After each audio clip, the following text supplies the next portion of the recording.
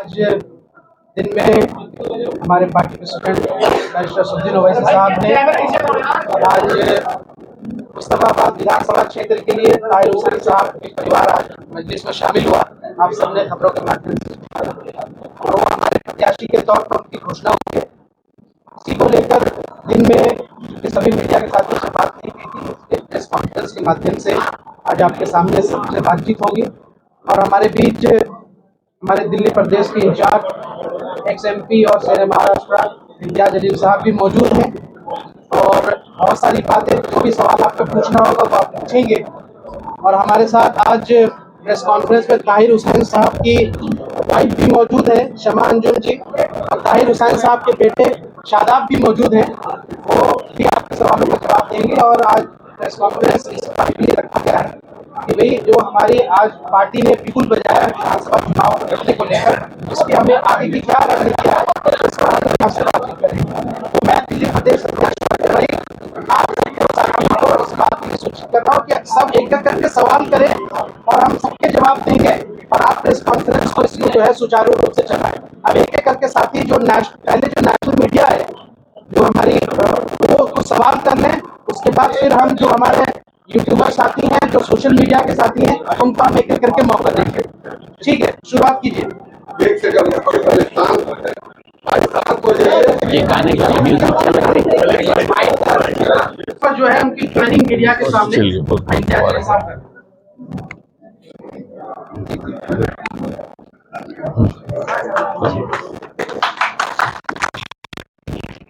मैं आपको सबसे पहले तो मैं बताना चाहता हूँ आप लोगों को काफी देर रुकना पड़ा। थोड़ी नाराजगी इस बात की भी जताना चाहता हूँ कि इतनी बड़ी प्रेस कॉन्फ्रेंस इतने छोटे से रूम में जो दिल्ली की यूनिट ने लिया है, अगली बार मैं उम्मीद करता हूं कि वो कोई बेहतर जगह के ऊपर प्रेस कॉन्फ्रेंस लेंगे करके। और पार्टी में डिसिप्लिन होना बहुत ज़रूरी है। अगर प्रेस कॉन्फ्रेंस है तो वो प्रेस कॉन्फ्रेंस होना चाहिए। कार्यकर्ताओं के साथ जो मुलाकात है वो दूसरी जगह के ऊपर हो सकती है या प्रेस कॉन्फ्रेंस के बाद की जा सकती है। आज हमें खुशी है इस बात की कि आज ताहिर हुसैन साहब जो पिछले कई सालों से जेल में बंद है वो आज मजलिस के साथ जुड़े हैं, मजलिस के साथ वो आगे बढ़ने वाले हैं।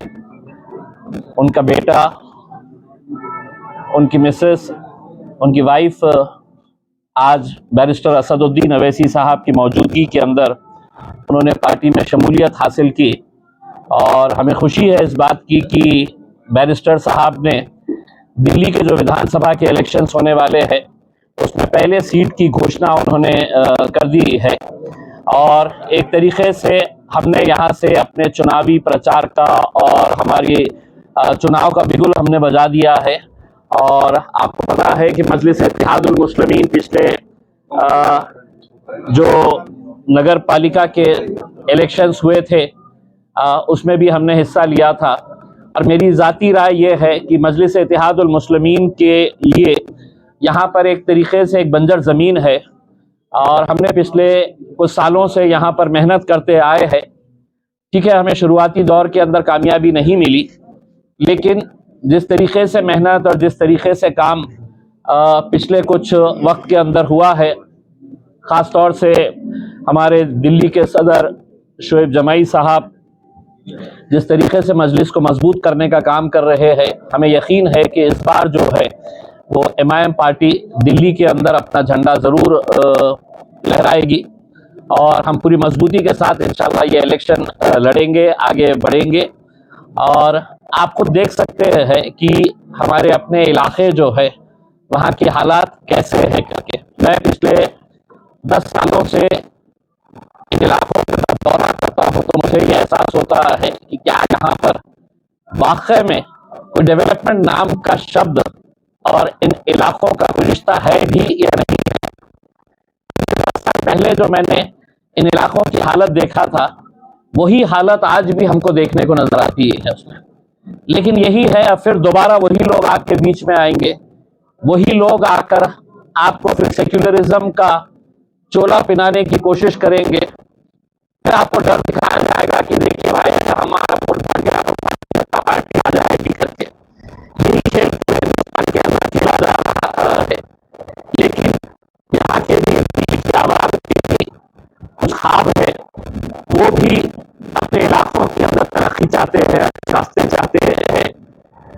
से मुक्ति चाहते हैं, पानी चाहते हैं, अच्छे स्कूल चाहते हैं, एजुकेशन की इंफ्रास्ट्रक्चर, हेल्थ का इंफ्रास्ट्रक्चर, इन सब मुद्दों के ऊपर ये चुनाव लड़ा जाना चाहिए।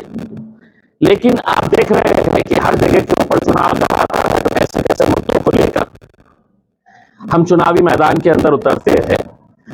तो हमें खुशी है कि आज हमें मजलिस की शुरुआत यहाँ से हुई है। हम इनका तहे दिल से इस्तेमाल करते हैं और उम्मीद करते हैं कि इंशाअल्लाह आगे जितने भी उम्मीदवारों का ऐलान किया जाएगा, लेकिन जो सीट अभी हमने डिक्लेयर किए हैं, हमने हमारी दिल्ली टीम को बताया है कि पूरी की पूरी ताकत वहां पर झोंकना है जब तक हम दूसरे कैंडिडेट्स का ऐलान नहीं करते हैं।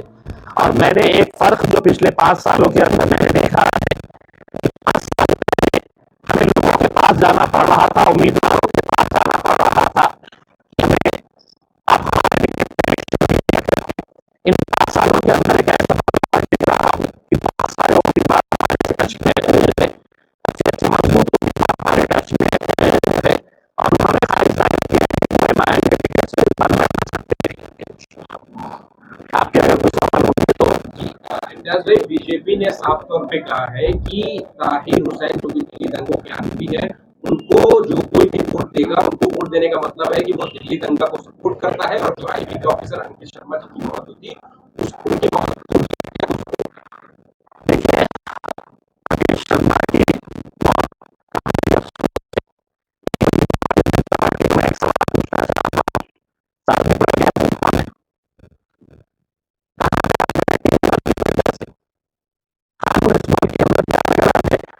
आपके लिए अलग नियमावली तैयार की गई है, आपके लिए अलग रूल्स तैयार किए गए हैं और हमारे लिए अलग रूल्स तैयार किए गए हैं। देखिए, हम ताहिर हुसैन साहब के परिवार से जब बात किए और उन्होंने जो बातें हमको बताई, हम अदालत की इज्जत करते हैं, पुलिस ने अपना काम कर दिया, लेकिन हमें अफसोस इस बात का है ताहिर हुसैन साहब पिछले इतने सालों से जेल में बंद है, इस पार्टी से ताल्लुक करते थे। क्या उनकी पार्टी ने कभी पलट कर देखा, कभी पलट कर पूछा कि उनका परिवार किस हालत के अंदर है करके? जब हम ये कह रहे हैं कि हम अदालत की इज्जत करते हैं, तो आज अदालत हाईकोर्ट के या इलाहाबाद हाईकोर्ट के जज ने क्या कहा है वो भी आप सुन लीजिएगा। हम एक ऐसे दौर से गुजर रहे हैं यहाँ पर हाईकोर्ट का जज जो आज हम कहते हैं वो कतई उस कुर्सी के लायक नहीं है, इस तरीके के शब्दों का उसने इस्तेमाल किया है। ये समझ रहे हैं कि हम सरकार को खुश करवा लेंगे, भाजपा को खुश करवा लेंगे, कुर्सी पे से हट जाएंगे, फैसले हमारे इम्तिहान में करवा लेंगे और बाद में आकर राज्यसभा के अंदर बैठ जाएंगे। हुआ है पहले जजेस ऐसा है कि इनको ऐसा लगता है कि भारतीय जनता पार्टी की लाइन हमको पकड़ना है करके, मुसलमानों को गालियां देना है, हमें मुसलमानों के बारे में गलत शब्दों का इस्तेमाल करना है, तो भारतीय जनता पार्टी हमारे आका जो है वो खुश हो जाएंगे, हमारे रिटायरमेंट के बाद या रिटायरमेंट से पहले हमको तो राज्यसभा की सीट दे दी जाएगी या किसी कमीशन का चेयरमैन बना दिया जाएगा। तो यही काम अगर चलते रहा तो आप सोचिए कि इंसाफ पसंद इस मुल्क के अंदर जो लोग हैं वो कहां पर जाएंगे। पुलिस अपने तौर पर काम कर रही है, अदालत इस घटिया लेवल के ऊपर आ चुकी है कि एक पूरे समाज को, एक पूरे समुदाय को किस तरीके से उन्होंने संबोधित किया है, हम लानत भेजते हैं उनको। और यकीनन वो जज उस कुर्सी के ऊपर बैठने के लायक नहीं है, उसे उस कुर्सी के ऊपर से फौरन हटाना चाहिए अगर इस मुल्क के अंदर अगर इंसाफ जिंदा है। और ये अपील हम नरेंद्र मोदी साहब से कर रहे हैं, वजीर आजम से कर रहे हैं, अगर इस मुल्क के अंदर इंसाफ को जिंदा रखना है तो ऐसे जजेस को फौरन कुर्सी के ऊपर से उठाकर बाहर भेजना चाहिए। आपके पास बहुत ही जैसे आपने बोला लोग आपके पास सारे कैंडिडेट आते हैं, ताकि उसने ऐसा नाम जिसको आपने पिक किया, ये बात जानते हुए कि कॉन्ट्रोवर्शियल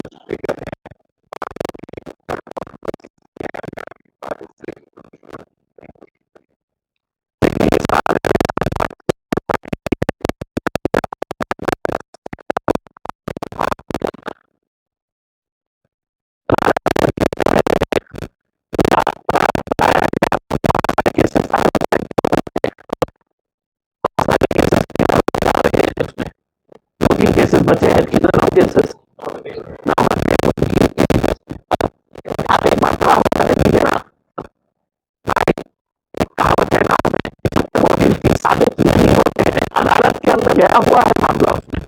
उससे पहले आज हम तो ये कह रहे हैं कि ताहिर हुसैन जैसे कितने लोग आज हिंदुस्तान की जेलों के अंदर बंद होंगे।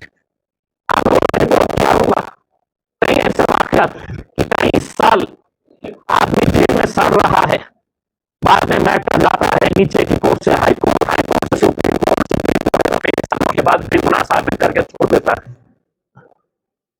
कितने ऐसे केसेस आप देख लें, गूगल करके देख लीजिएगा, तो ऐसे कितने सारे लोग होंगे जो जेलों के अंदर बंद है। इसमें अदालत अगर उनके ऊपर फैसला कर देती है कि नहीं साहब ये दोषी है करके, तब हम उसके बारे में सोचेंगे।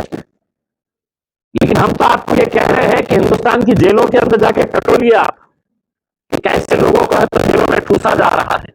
हिंदुस्तान की जेलों के अंदर सबसे ज्यादा कौन लोग बंद है? तो दलित है, आदिवासी है और मुसलमान है। और मुसलमानों से मोहब्बत का भी आप देख ही रहे होंगे कि किस तरीके से मोहब्बत चल रही है मुसलमानों से। उठाओ और डालो, तुम अपनी बेगुनाही साबित करते रहो, सालों साल निकल जाएंगे। तो ऐसा आपको नहीं लगता कि इतने कंट्रोवर्शियल फीस को टिकट देना और चुनाव लड़ाने से पोलराइजेशन जो है वो दिल्ली के विधानसभा चुनाव में होगा और इसका फायदा जो है वो बाकी पार्टियों को? देखिए, मेरे हिसाब से अगर जिस पार्टी से ताहिर हुसैन साहब ताल्लुक रखते हैं, अगर वो उनके पीछे खड़े रहती और ये कहती कि हम आपके साथ खड़े हुए थे, तो शायद ताहिर हुसैन हमारे पास नहीं आते। लेकिन एक इंसान को आप छोड़ देते हैं, उसको अदालत फैसला करने से पहले भारतीय जनता पार्टी और मीडिया और साबित कर दे रही है कि नहीं साहब भारतीय जनता पार्टी ने बोले हैं कि वो कंट्रोवर्शियल है। जब वो कंट्रोवर्शियल है तो मुझे जवाब दीजिए साहब पर कैसे कौन है करके।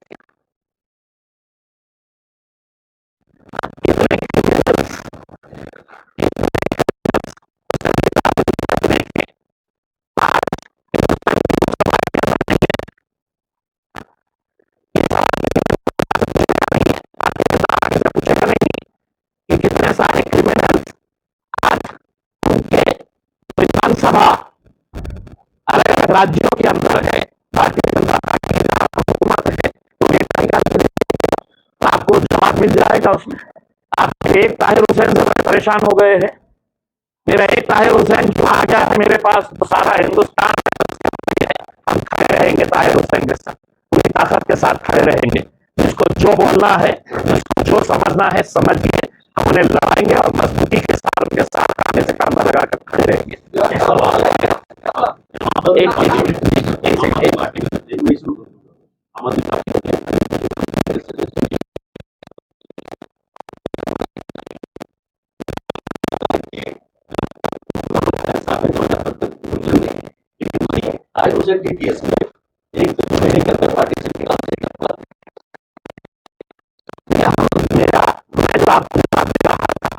पत्रकार साहब ने ही उसका जवाब दिया।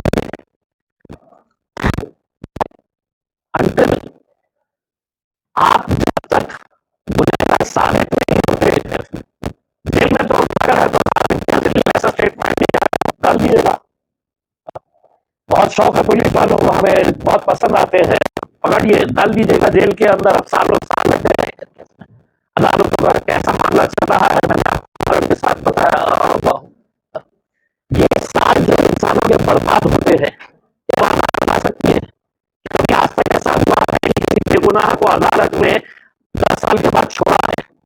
तो उस ऑफिसर ने जिसने फर्जी केस बनाया था उसके ऊपर कभी कार्रवाई हुई है, ऐसा कभी सुने हैं आपने?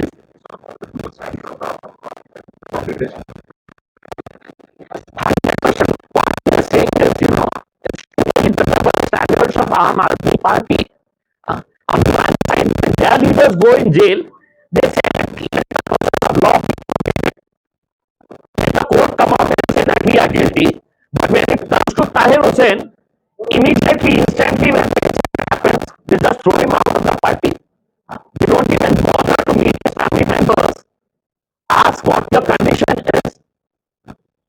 So definitely, with that Aam Aadmi Party is playing double role, double standards.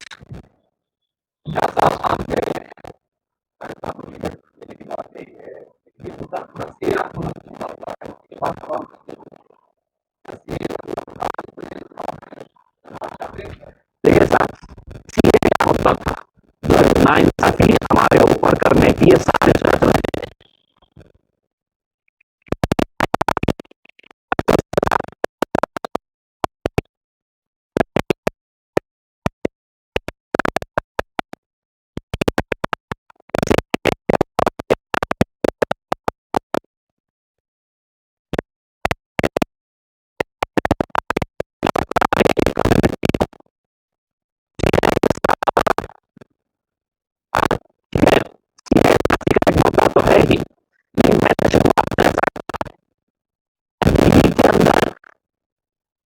बाजार,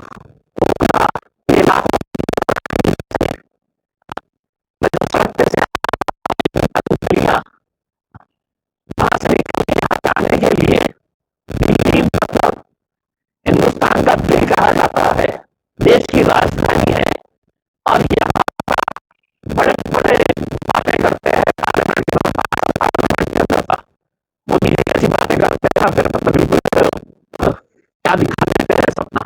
हकीकत क्या है उनको बोलेंगे एक मरतबा विषय में बैठ के आइए उनके एक मंत्री को कहेंगे आप एक मरतबा सड़कों के ऊपर मोटरसाइकिल पे या रिक्शे के अंदर आकर देखिएगा, ये जिंदगी हमें क्यों मिल रही है, ये तकलीफें हम क्यों सह रहे हैं।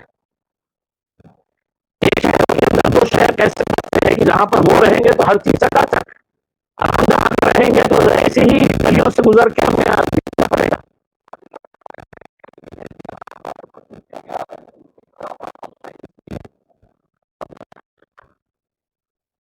क्या काम नहीं हुआ पर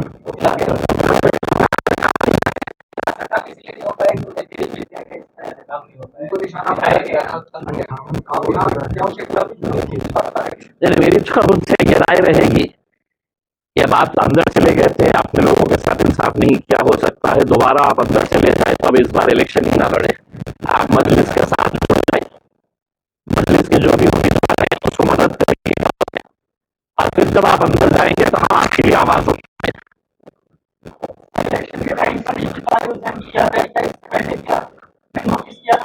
जी ताहिर हुसैन साहब से हमारे पूरी टीम, इनके सामने बोल रहा हूं, कई महीनों से इनके साथ टच में थी।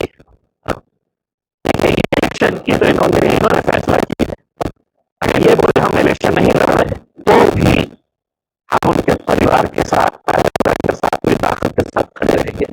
उनके साथ जो भी बंद थे वो सब छूट गए, कुछ बंद ही नहीं हुए, तो ताहिर हुसैन क्यों अभी तक जो नहीं छूटा है, बीजेपी की नजर के अंदर तो आप भी गुनहगार है, मैं भी गुनहगार हूँ, उसके अंदर सिवाय वो छोड़ के हम सब गुनहगार हैं, वो सारे अब क्यों नहीं छोड़ रहे हैं, ये अदालत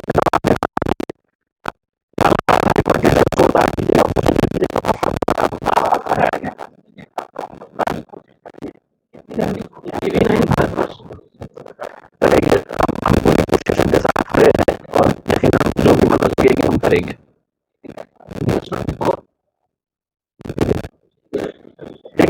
सवाल दिल्ली में है, क्योंकि आपने आपकी पार्टी का बयान है, काफी चर्चा में रहता है, केजरीवाल को छोटा रिचार्ज कहते हैं, छोटा रिचार्ज उन्हें क्यों कहते हैं और रिचार्ज किसने किया?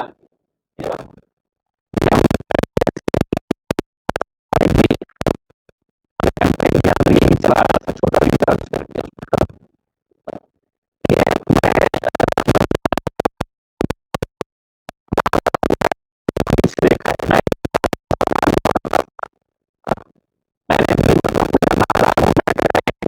सबको देखा था, ये वहां पर अन्ना हजारे के पास आके वाले आदमी को कैसा घुमा के आके एक मैडम गवर्नर बन गए, दूसरे चीफ मिनिस्टर बन गए, बाकी बन गए, अपनी साजिश का हिस्सा है। और हम हमेशा ये बात मानकर चलते हैं कि आम आदमी पार्टी जो है ये आरएसएस ने तैयार की हुई है, आरएसएस से बहुत सारे लोग ये अपने एजेंडे के हिसाब से ये काम कर रहे हैं, मोदी जब नीचे आएंगे तो हर दूसरा द्वार ऊपर आ जाएगा करके। आपकी पार्टी का चुनाव में मुद्दा क्या होगा, क्योंकि आम आदमी पार्टी का मुद्दा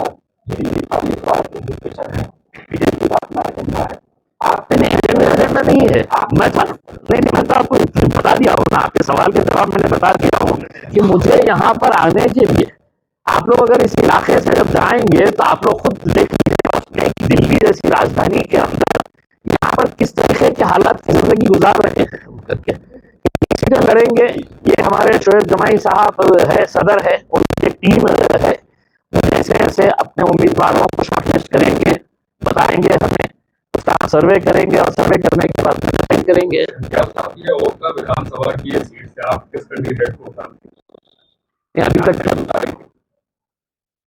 देखिए, इसका जवाब मेरे हिसाब से शोएब जमाई साहब के बहुत अच्छा चला रहा है। इसके बाद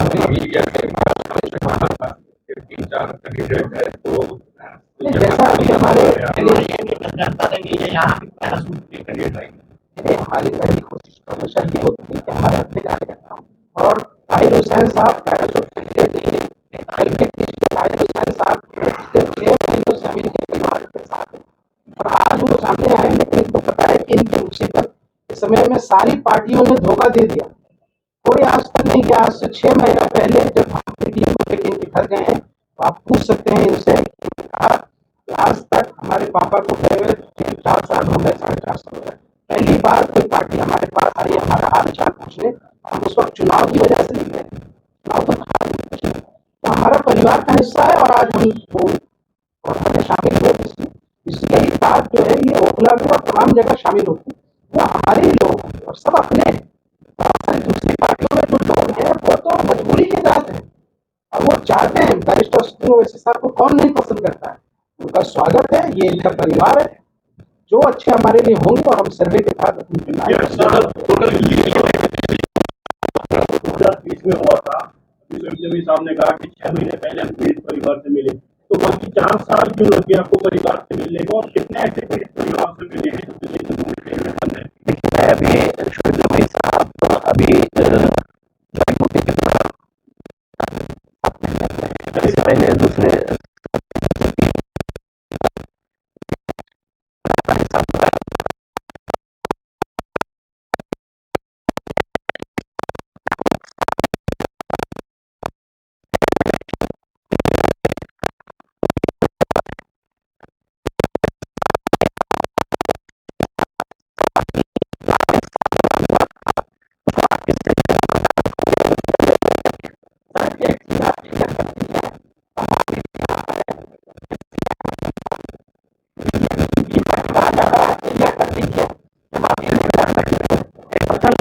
मोदी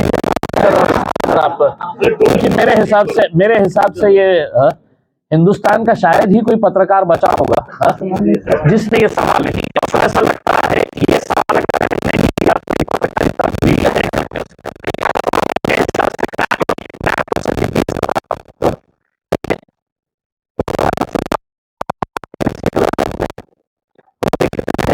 महाराष्ट्र का इलेक्शन अभी खत्म हुआ है, 288 सीटें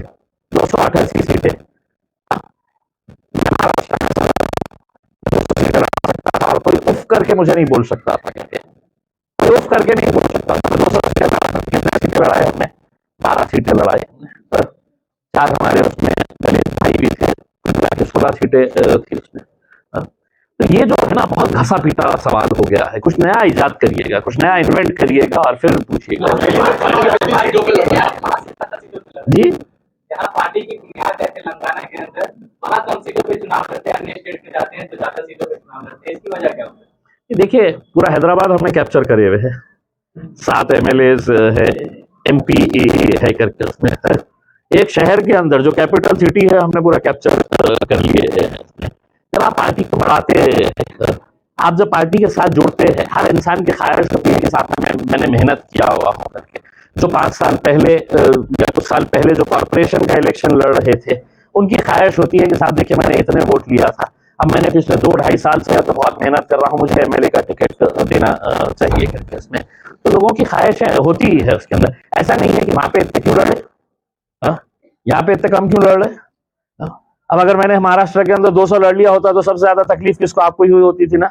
200 क्यों लड़े, आप उनकी मदद कर रहे हैं। मैंने 12 लड़ा तो 12 क्यों लड़े आपने, किसकी मदद कर रहे हैं। तो हमारे साथ दिक्कत यही है उसके अंदर। असद भाई जो बोलते हैं ना उसके अंदर हम लैला फंस के मजनू आया। आम आदमी पार्टी को अलग अलग स्टेट में, गुजरात में, बिहार में, उत्तर प्रदेश में, हरियाणा में चुनाव लड़ती है, जहाँ उनको 1.5% भी वोट नहीं मिलता है, नोटा से कम वोट मिलता है। वो किसकी बीजेपी टीम नहीं है, आप तय करिए।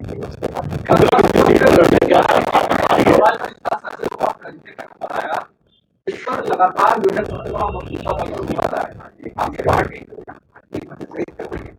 मैं देख रहा हूँ, मैं देखा हूँ।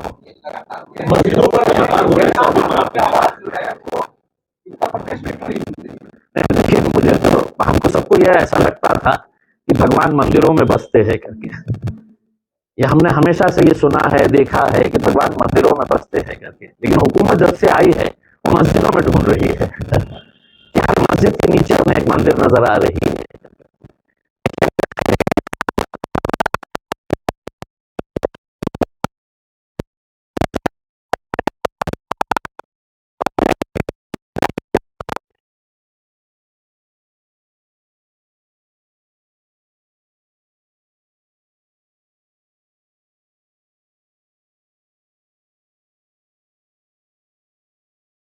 अब इसके नीचे है तो कुछ तो भी मिलने वाला है करके खोदो, तो खोद रहे हैं करके। अब मैं उनको बोलने वाला हूँ इसके नीचे आप देखिए, खुद के देखिए, आप बहुत सारी चीजें मिलने वाली है।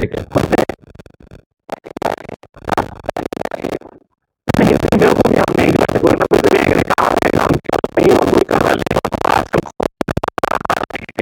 भी खोदेंगे तो निकलेगा। देखिए कितनी सीटें है उसमें, बदलाव होते हैं। हमने अपने तौर के ऊपर जो सर्वे किए हैं अभी तक, हमारे शोएब जमाई साहब, उनकी पूरी टीम ने जो सर्वे किया है, उन्होंने हमको एक लिस्ट बताई है कि साहब ये हमारे लिए स्ट्रॉन्ग एरियाज हो सकते हैं, ये हमारे लिए स्ट्रॉन्ग कैंडिडेट्स हो सकते हैं करके। आज शुरुआत करें एक ही उसके अंदर अगर हर चीज बोल डालेंगे तो इतने सारे आएंगे कहाँ से? पूछिए आप। भाई साहब, ताहिर हुसैन का परिवार आपके साथ मौजूद है, जो मीडिया साथी पूछना चाहते हैं, आप उनके बेटे से सवाल। क्या पोजीशन है कि ताहिर हुसैन साहब की हाल में है, क्या वो बाहर आ पाएंगे? क्या अगर वो अंदर रहेंगे तो आप कैसे उम्मीद कर रहे हैं कि कल हाईकोर्ट में बैठ रहे हैं, बात सही हो जाएगा? क्या आप जो है अपने लोगों से कहेंगे कि जाहिर बात है नुमाइंदगी वहीं पर करनी है? देखिए, हमें देश की न्याय व्यवस्था पर और भारत के कानून पर पूरा भरोसा है कि हमको अदालत से इंसाफ जरूर मिलेगा। और हमें अभी तक 9 केस में बेल मिल चुकी है और एक FIR हमारे ऊपर जो थी वो रद्द हो चुकी है। बाकी 3 केस बचे हैं, उनमें भी बहुत जल्द मिल जाएगी। आम आदमी पार्टी ने आपका साथ छोड़ दिया था, उसके बाद क्या हाल रहा आपका, और आम आदमी पार्टी को लेकर आप क्या करेंगे? देखिए, जो उम्मीद हमें पार्टी से थी, केजरीवाल साहब से हमें जो उम्मीद थी, लेकिन उन्होंने हमें धोखा दिया और उन्होंने एकदम हमारा साथ उसमें छोड़ा, तो उसकी वजह से हमारे ऊपर बहुत सारी परेशानी आई। आपने वाली साहब तो जेल में, लेकिन चुनाव को लेकर के कैसी रणनीति होगी? ठीक है, 2-3 जने पूछना दीजिए। आपके वाली साहब जेल में है, चुनाव को लेकर के कैसी रणनीति होगी आपकी? देखिए, ये तो कानून और अधिकार होता है सबका लोकतंत्र में, इंसान जेल के अंदर से भी चुनाव लड़ सकता है। मेरे वालिद साहब के ऊपर जो आरोप लगाए हैं वो सिद्ध नहीं हुए हैं और उसमें बहुत ज्यादा हम बरी भी होंगे और हम पूरी मजबूती के साथ विधानसभा मुख्ताबाद से और बाकी सीट से भी चुनाव लड़ेंगे। आप कह रहे हैं आम आदमी पार्टी ने धोखा दिया, MIM पर पूरा भरोसा है? क्योंकि एक MIM ऐसी पार्टी है कि उस हादसे के बाद में जो हमारे से आके बिजली थी और हमारा हालचाल पूछती थी, बाकी कोई ऐसी राजनीतिक पार्टी नहीं थी जिसने हमें कॉल भी किया हो या फिर हमारे बारे में मालूमात दी। कभी कॉल नहीं किया आम आदमी पार्टी